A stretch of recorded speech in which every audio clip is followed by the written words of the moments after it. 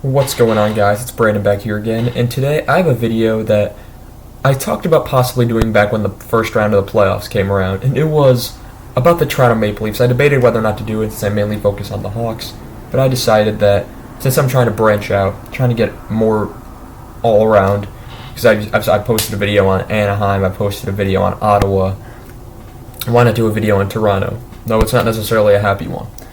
So, the suffering of the Toronto Maple Leafs. So, last time Toronto wins a series, everyone knows, 2004, they beat the Sens because the Battle of Ontario, it wasn't a battle, it was Toronto literally beating the crap out of Ottawa every single year. And most of the time, Ottawa was the better team, and they would get upset by Toronto. That was the funny thing. Only from 2000 to 2004, the only time they didn't meet was 2003, and Ottawa went to the conference final that year. Every other year is Toronto that just ended them, and probably sent them packing a lot earlier than they should have been a lot of those years.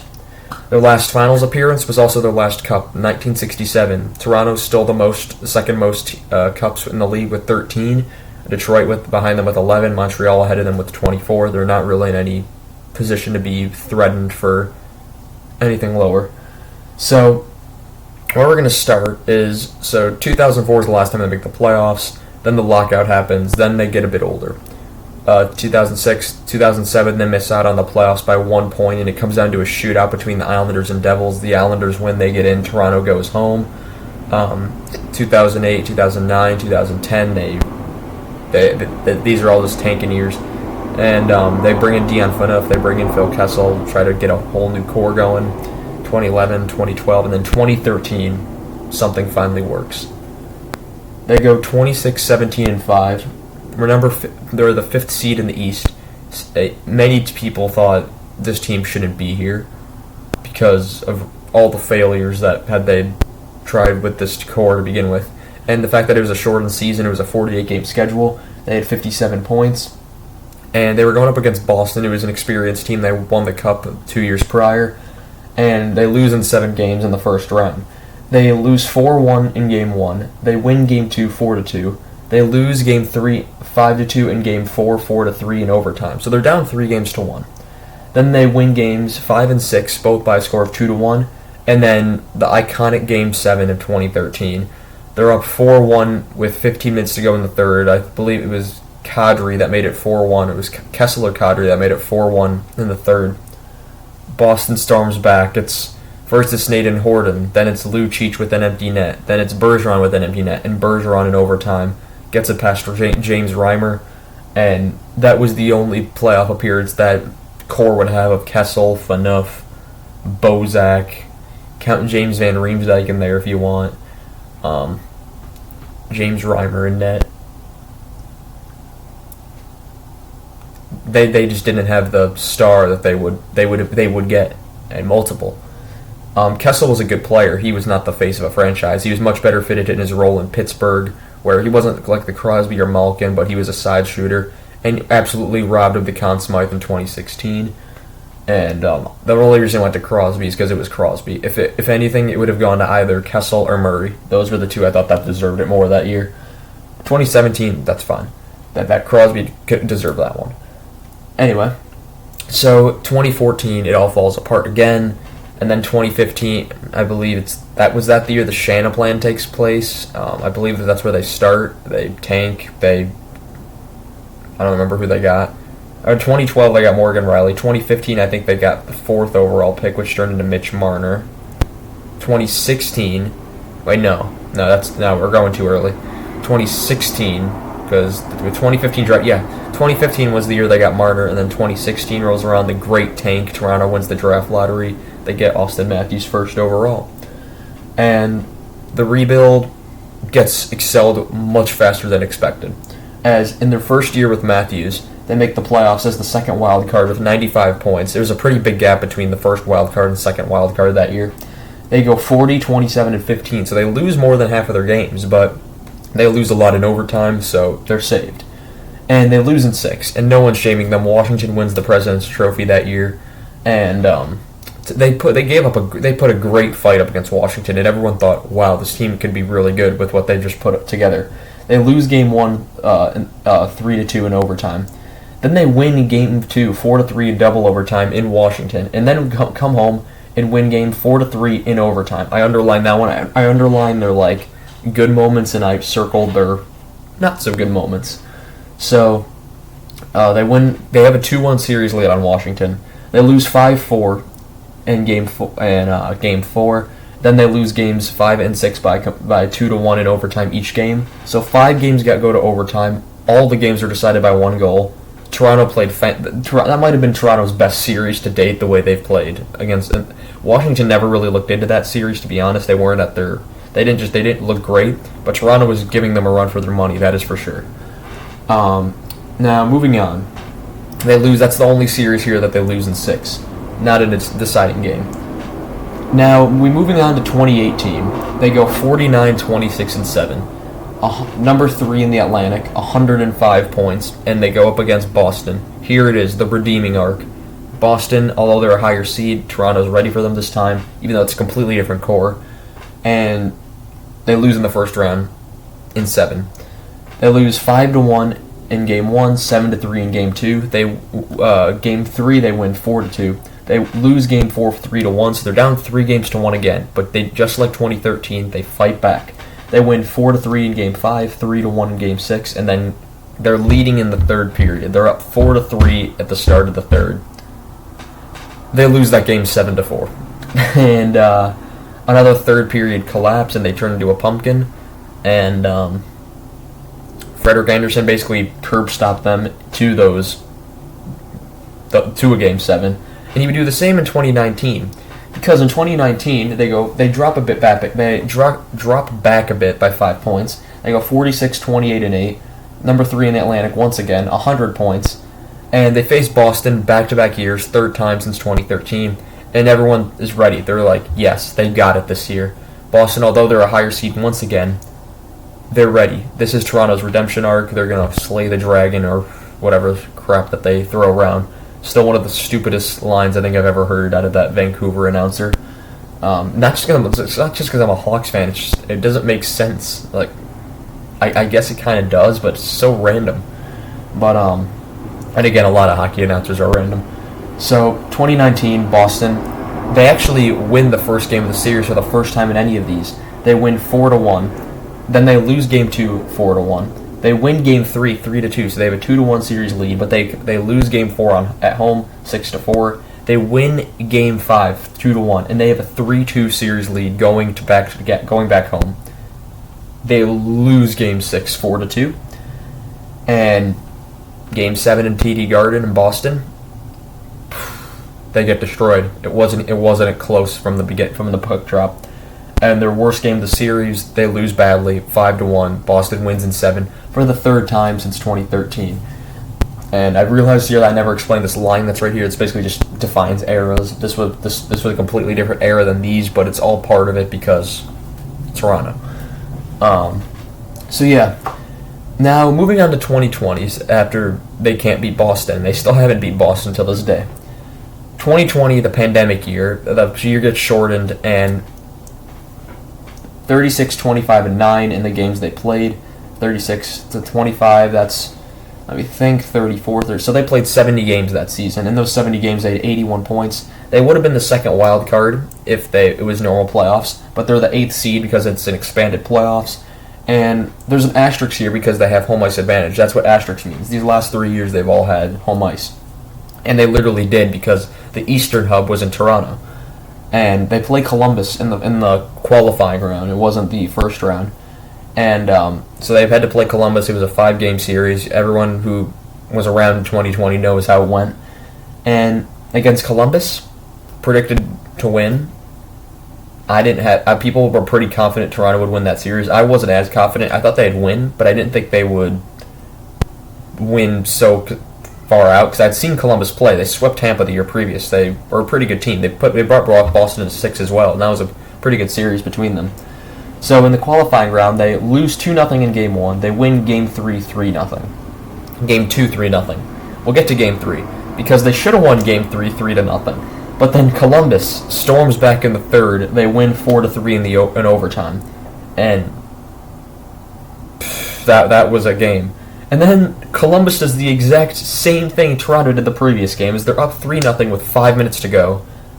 They blow it, and Toronto wins in overtime, 4-3. Austin Matthews gets the OT winner on that one. And then with the high morale, high motivation, it's like, we're going to do this time. Worst game of the series once again. The deciding game, Game 5, which is essentially the Game 7 in this scenario. Game 5, they lose 3-0. Dubois had 2 goals. No, it just did not work. It wasn't in the ball game. They were never in that game either. And yeah, so there were pretty high expectations and pretty high pressure going into the 2021 season, which was also shortened. So in 56 games, they go 35-14-7, excellent record. Ran away with the Canadian Northern Division. They're number 1 in their division, 77 points. And they play Montreal. Against Montreal, Tavares goes down in Game 1. Everyone knows it. A complete accident. And Nick Foligno decided, I'm going to fight Corey Perry because he literally had no time to react to Tavares literally falling, and then his knee went basically into his head. Completely accidental. Corey Perry apologized. But they lose Game 1 2-1. They wins Games 2, 3, and 4. 5-1, 2-1, 4-0. They have a 3-1 series lead, positions that Boston had put them in prior in 2013 and 2018. Game 5, they lose. They were down 3-0. They lose 4-3 in overtime after fighting back.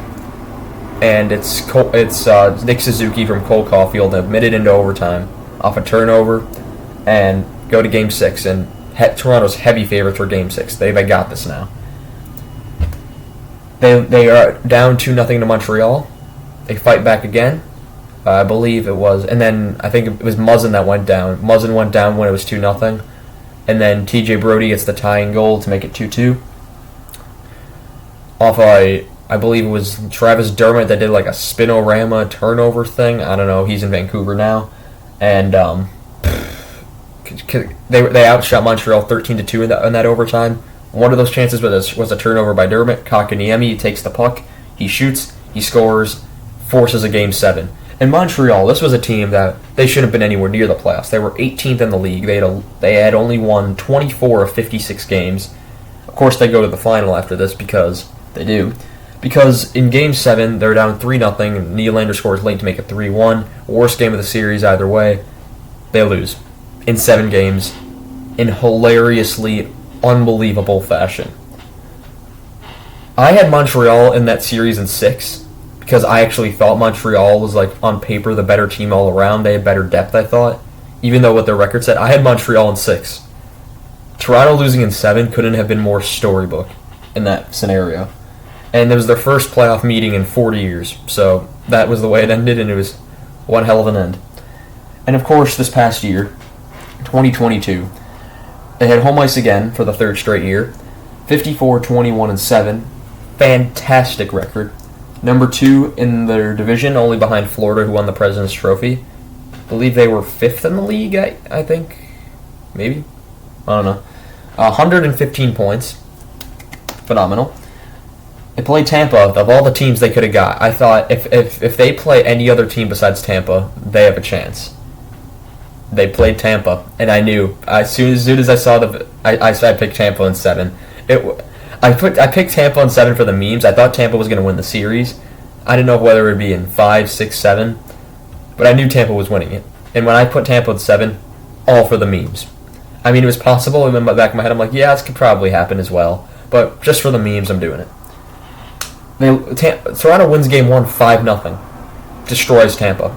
It wasn't close. Game 2, I thought they played better than Tampa, but they lose 5-3. They were down 5-1. They made it 5-3. Good fight back. Game 3, they win 5-2 in Tampa. And I thought, oh boy, this team is different. This team might actually do it. And Game 4, they lose 7-3. At this point, I've mentioned this before, I thought they should have been up 3-0. They should have been up. They should have won these 3 games. And Tampa's first good game was this one where they won 7-3. Vasilevsky to this point hadn't let in He let in more than three goals or more until Game 7. And then Game 5, they take a 3-2 series lead again, just like they had it here, just like they had here, and it's all set. Toronto's probably thinking, we got this. They win 4-3 in Game 5. Game 6, Toronto has the lead. Tampa comes back. They make it 3-3 in the third. Brandon Hagel takes it down the line. He throws it in front. Braden Point gets a stick on it. And then Michael Bunting and a few others, Toronto players, kind of brought it into the net with it. I didn't think it was their fault. I thought the puck was going in just from there. But I was jumping around. I thought, oh my gosh, this is actually going to happen. Tampa's got Game 7. It's over. Once they went to Game 7, I knew it was over. So yeah, Tampa wins Game 6 in overtime, 4-3, saves their season. Of course, they go to the final. And Game 7, Nick Paul 2, Toronto 1. Who was it that scored for Toronto? It was Tavares' goal was disallowed. Morgan Riley, he was the one that scored for Toronto that game. And they lose in 7 again. They lose in 7, 1-2. Columbus counts, I honestly say, because that is essentially Game 7 to Game 5. So 3, 4, 5, 6 times in my lifetime since they've made the playoffs. This is all the times they made the playoffs in my lifetime. So 6 times. They lose in 7. They lose in 6 once in a year that they had no expectation. Planes got to be planes. So then, how many times do they have series leads? No, yes, no, yes, no, yes, yes. How many times did they never have how many times did they come back and tie the series? Once, twice, 3 times. Why am I saying that? Come back and tie. Oh wait, cause that's so. 1, 2, 3, 4. Four of the times they had to come back to get to where they were, and it's what Toronto's been. They can't get past the first round. I once again have, after 2022, I kind of laid off on them. 2021, I thought was their big year with an all-Canadian division that was particularly weaker, a weak division, and that's where I said pressure was number one. They were, and my pressure index, I had them number 1. 2022, I kind of let off a bit. I'm thinking that was their best chance to win a series, and they blew it. That's what I honestly thought going into the 2021-22 season. And now this year, I'm back up high on them. They've reworked some things. They brought in new goaltending. We'll see how that's going to work. It's going to be interesting to say the least. And they made a deal with the Hawks to get rid of Peter Mrazek. They brought in Matt Murray and they lose Jack Campbell. And who else did they bring in? Ilya Samsonov. And so yeah. Anyway, I just wanted to go over the suffering of the Toronto Maple Leafs. We honestly could write at this point 2023 ? Because why not? But I'm gonna do a little spoiler. I think Toronto is gonna finish pretty high in the standings again this year. I wouldn't put it past them to finish first in the division, first in the East to be let alone. And while we're still waiting, I'm waiting on 2 free agents. Obviously, Nazem Kadri signed a 7x7 with Calgary, and Monahan went to Montreal to make space for that. I am now waiting on 2 free agents to sign, Phil Kessel and Paul Stastny. Those are the 2 that I'm waiting on. Once those sign, I'll start getting my predictions ready. I'll start getting my... they're already pretty much ready. I'm just waiting on a few, in case anything gets possibly better. The Kadri one, obviously, to Calgary, that affected my Pacific Division. Wherever Stastny goes, he could be a good either depth center. He's 37, so he's getting older. He's playing more of a depth veteran role. And, of course, Phil Kessel, veteran, proven goal scorer, scored 50-something points in Arizona with 44 assists or something like that. So he obviously can still play. We'll see how that goes. But, yeah, I just want to do this fun little video today. I found fun for some people. I mean, me being one of them. But, yeah, thank you guys so much for watching. If you're a Toronto fan, tell me how you feel when I bring this up. Tell me, do you think this is a year you can win a series? I think it definitely is. I honestly say they probably should have won these last 3 series. Boston, I don't think they should have beat. Boston just outplayed them. Washington, they played better against Washington than I think they did than any of the Boston series. But, yeah, so... Anyway, thank you guys so much for watching. Remember to like, comment, and subscribe. And if you want comments for this video, you're a Toronto fan, tell me what you think. If you're not a Toronto fan, was this funny to you, or do you empathize with Toronto fans? Thank you guys for watching. See you guys in the next one. Goodbye.